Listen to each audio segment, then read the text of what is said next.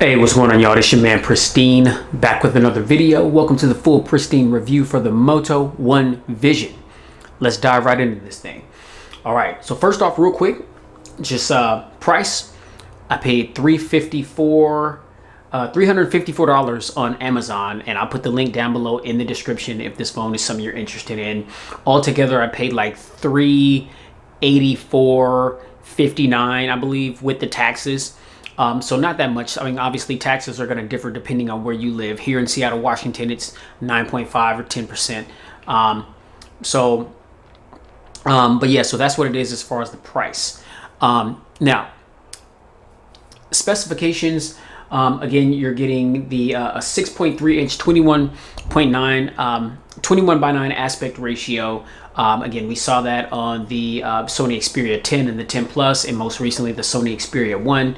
And so this is Motorola's stab at the new aspect ratio, basically meant to be able to watch content, some of our favorite content that we love to watch, movies, videos, TV shows, all that kind of thing.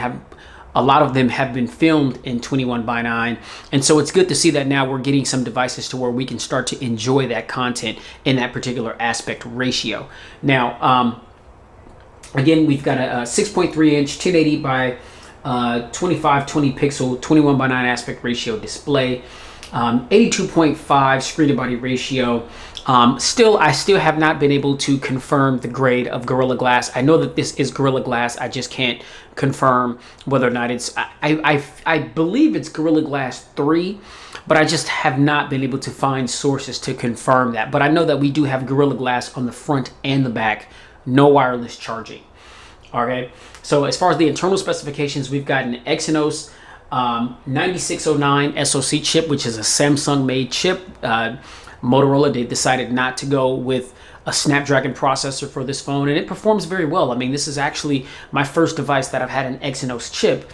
I'm kind of surprising that it's not a Samsung device, but you know, hey, it is what it is. But the phone definitely performs. But Exynos processor, octa-core, 2.2 gigahertz CPU with a Mali G72 MP3 GPU. We've got 128 gigs of onboard storage, which can be expanded up to 1 terabyte, 4 gigs of RAM, running Android 9 Pie. And as you know, Motorola, I mean, with the exception of a few applications that they put on their devices, I mean, this phone came with really no fluff or added bloatware at all whatsoever. I mean, so you're getting a pretty near stock Android experience with you when you go with these Motorola devices. Okay, now the performance, like I said, 4 gigs of RAM, Exynos 9609 chipset. Oh, didn't mean to go to calendar. But as you can see, things are pretty quick. Okay, got a couple of applications there that are open. Let's see, let's pop into Spotify real quick. Just go to some of the more content heavy applications, you know, ones that may take a little bit to open up. You know, like SoundCloud. I mean, Spotify and SoundCloud, I mean, I've got hundreds of thousands of music, and so they're really big files. And so you see how it's easily able to open up these applications. Here's Amazon. Okay. Here's Best Buy. Really quickly, just pop into that. And so, yeah, I mean, it takes just literally a few seconds in order for it to load up. And swipe over to our Google Now feed. And there's a good demonstration right there of the 21 by 9 aspect ratio. We do have that hole punch front-facing camera right there, which I believe is a 25. Yeah, it's a 25 megapixel camera. Really, really good cameras on this device as well. But I mean, as you can see, I mean, performance is not a problem at all whatsoever. I mean, pop back into Best Buy, it's right there. Pop back into Amazon, it's there. Let's see, pop back into SoundCloud, it's there. Go back into Spotify, it's there. You guys get the drift. I mean, so performance, as you can see, is blazing fast. no issues at all whatsoever, no lag, no hiccups, no stuttering, no anything in my personal experience. Okay, now the cameras, again, as I mentioned, for the front facing camera, we've got a 25 megapixel shooter. On the rear, we've got a 48 megapixel sensor and a 5 megapixel depth sensor, and this is a really cool color combination. It's like a mocha brown, or not a color combination, but just the overall color scheme period. It's like a mocha brown, but as you can see how like more so towards the left and the right side of the device, it's that brown color, but then like in the middle it's like black, you know what I mean? So it looks really nice. It doesn't pop out at you like a lot of the brighter colors do, but I mean, I thought that this was a really interesting color scheme for a device, and it actually looks really cool in person. Okay, so just a little bit of a different feel. As you can see, I mean, just the build, how the curves from the back, they kind of curve over to the edges, leading to the front of the phone, which is all flat. So we don't have curved edges all around it like we see on Samsung devices. But again, that's not a problem at all. That 21:9 aspect ratio means that the phone is thin. And so it makes it very easy to hold and wield in the hand with absolutely no problems at all whatsoever. And you see how easily I'm able to manage this thing. And I've got really small hands. And so, I can, cuff this thing. I can touch my middle finger with my thumb. That's how easy it is to get my whole hand wrapped around this phone. I mean, so that's the benefit of having a 21:9 aspect ratio, because the phones are thinner. And let's see, here is my Moto Z4, which is not turned on right now, but if you could see the difference right there, just with the thickness, you can see that the Moto Z4 is wider than the Moto One Vision. And so, again, benefits of having a 21:9 aspect ratio. And it was the same thing, with the Sony devices, the Xperia 10 and the 10 Plus. Those devices are really narrow and longer as well because of that aspect ratio. Okay, now fingerprint sensor on the rear there. It is lightning quick. Okay, works 100% of the time with no problem. You just tap it, and see if I can give you guys a quick demonstration. If you can see the light on my left hand here when I tap it.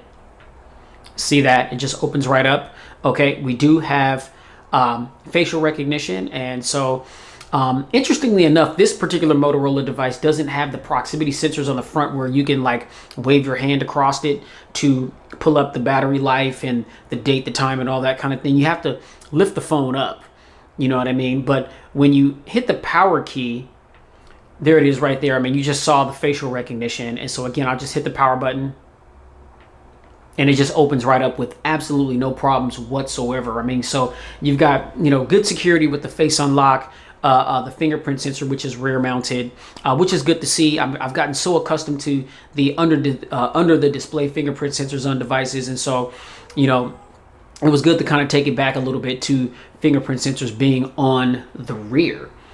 All right, now battery life. Again, we've got a 3,500 milliamp hour cell here, non-removable, and I haven't had any issues with it at all. I'm easily able to get through a full day. I take this phone to work with me, and I come home from work and I still got like maybe 45% left of battery life, which I think is pretty good. I don't use it any heavier or lighter than I do any of my other devices. I'm more of a moderate to a light to moderate user. And so battery life for me has never really been a problem. It's not one of those devices that you're going to have to charge overnight, every night. But that also depends on how you use your phone. I mean, so again, I know that my battery sustainability has everything to do with the fact that I am a light to moderate user. But I mean, if you go hard on it, gaming and all that stuff, which you're going to be able to do, watching video content, streaming music, downloading, whatever you're doing, that's going to drain your battery life. You may want to keep a battery charger with you, so you can easily top up. Now, we do have a Type-C port at the bottom here, and it does support Quick Charge 2.0, or let's see. It's USB 2.0. 15 watt charger comes in the box, and so you're going to be able to charge this thing pretty quickly. I was able to go from 0 to 100 in maybe an hour and 20 minutes. I want to say, no, it was like an hour and 16 minutes from 0 to 100%. And so That's not bad at all. There are devices out there that charge faster, but again, I mean, you do have the fast charge capability on this phone. Oh, Jesus. So yeah, so not to get away from the camera, kind of got sidetracked there, but we've got a 45 megapixel primary sensor and a 5 megapixel depth sensor. All right, now there is a dedicated camera review that is out. It is down below in the description if you want to check out the camera quality for this phone. Also, be sure to check out the camera comparison that I did with this in the Moto Z4. It's just called the Moto Z4 versus the Moto One Vision camera comparison. And all I did was just compare, you know, just the cameras, the front and back, bunch of still shot images that I took, video footage, all that kind of thing. So I'll drop a link for that in the description as well. And go ahead and let me know what you think about that. Okay. So yeah, won't go too deep into the cameras, but I will say that the cameras, in my personal opinion, are really good on this device. Again, I'm no professional. I just know what looks good to the naked eye, and I mean, this camera really takes some stunning images. Okay, but I'll let you guys be the judge after you check out the camera reviews, and let me know down in the comments what you think. All right, so again, additional features. Just typical Motorola stuff, man. Things that I can never really get over. This whole flashlight thing. Just to chop twice to turn on the flashlight, chop twice to turn it off. You know, flick your wrist really quickly to enable the camera app. Okay, there it is right there. If you want to take a selfie, just do it again. Here you are right here. And that's a dope feature to me. I mean, so those two features alone are really dope to me. But then again, you've got other features as well. If you want to drop down to Moto, and you got Moto actions, and so you've got quick capture, which is me just twisting my wrist to enable the camera app, fast flashlight, which is the double chop, one button nav, which is this little bar right here, and you're just able to navigate your whole device just using that bar. I mean, you can swipe it to the right to access recent applications and flip through all your open applications. Swipe it to the left to go back. Tap on it to go back. Swipe up to go home, or swipe up and hold to access your recents. And so, it's literally one button navigation. You navigate your whole phone with that navigation tool. But you also are able to get the three buttons on the bottom. If you want the back, home, or recents, you can enable that as well as soon as you turn one button nav off. Okay, you've got 3-finger screenshot. That's when you place 3 fingers on the screen and hold it there to take a screenshot. And then we've also got peak display, which is let me see, interact with notifications. Yes, so that when your screen is off, when you get notifications, it'll pop up on the screen and you can interact with those notifications without actually going into the app. Which is a useful tool. But if you have security features or measures put on your phone, like a fingerprint sensor or a Face ID, then it's going to ask you to do that first, just so that it doesn't allow anybody to just pick up your phone and get into your personal business, after they see notifications on your screen. All right, so we got attentive display, which works very well. And what that is as long as you're looking at the device will not go to sleep. There's been several devices. Again, but just by default, I keep my sleep, my timer on my phone set for 30 seconds for the phone to time out and go to sleep after 30 seconds. And a lot of times when I'm looking at the phone, after about 30 seconds of just not touching the screen will go dim and it'll go off, and I have to, unlock the device again. Again, it takes a second to do, but it can be a bit of an annoyance after a while. Well, this particular phone, as long as you're looking at the screen, it will not go to sleep. And even if it detects that you're not looking at it and it starts to go dim, getting ready to put it to sleep, as soon as you look back at it, then the phone just lights right back up again. So it's like it knows when you're looking at it, which is kind of scary, because it's like, okay, who's is Motorola watching me? You know what I'm saying? I mean, they got some links with these cameras, monitoring my every movement. Things that make me go, You know what I'm saying? A little bit of a conspiracy right there. But nonetheless, that's what it is. I mean, so those are some of the more prominent features, additional features that stick out to me with the Moto One Vision. All in all, I think it's a really good device, especially for the price. I think you're getting a lot of bang for your buck. Again, I think this is another example of you don't have to spend a bunch of money to get a good quality smartphone. Again, you're going to get really good, fast, reliable performance, excellent cameras, video, features, function, the new aspect ratio, being able to watch video. Now, it would have been nice, you know, to have a dual speaker setup on this device, but we have a really, really, really loud loudspeaker down here on the bottom. I mean, that loudspeaker, it rocks. I mean, at maximum volume, there's no distortion, no crackling, or anything of the sort. I mean, it sounds as though this device has dual stereo speakers, even though it does not. That's how loud that little speaker is. Okay, so trust and believe that your video viewing content, pardon me, excuse me, is really going to be nice on the 21:9 aspect ratio, and you're going to be able to hear things crystal clear with that loudspeaker being down there on the bottom. Okay, so overall, I recommend this device. I think it's a go. Again, people, I know that in a lot of my recent videos, I've been questioning a lot of people as to how many of you that actually go out and spend premium prices like $1,000 on a phone actually use all the features and functions that phone has to offer, which is why it costs so much. It's like, if you're utilizing all of those things, then I understand, okay, the $1,000 plus or anything close to that would be justified. But it's like, we gotta be we can't get caught up in the hype. God, excuse me. A lot of companies, mainly Samsung and Apple, are excellent at advertising their devices. You know, look at our new shiny devices and look at what it can do. It can do this, it can do that. And they really make, they pull us in and really make us feel as though we have to have that. You know what I'm saying? And I don't know if it's a status thing, you know, just to say, hey, I got the new shiny toy from Samsung or Apple or Huawei or Moto or whatever. You know what I mean? But, you know, we get sucked into spending all this money on these devices when you got devices like this that, in my personal opinion, get overlooked all the time because these phones, they're just not marketed as well as those other products are for whatever reason. And, you know, the fact that there's other devices like this that are cost us so much less that are going to do everything that we need them to do, it just completely goes right over our head. All right. Now, again, I ordered this from Amazon. This was not released in the States, but this is GSM unlocked. Okay. You can get this on Amazon, B&H Photo, eBay. It's GSM unlocked, which means that it can be used with T-Mobile, AT&T, Crooked Wireless, Metro, PCS.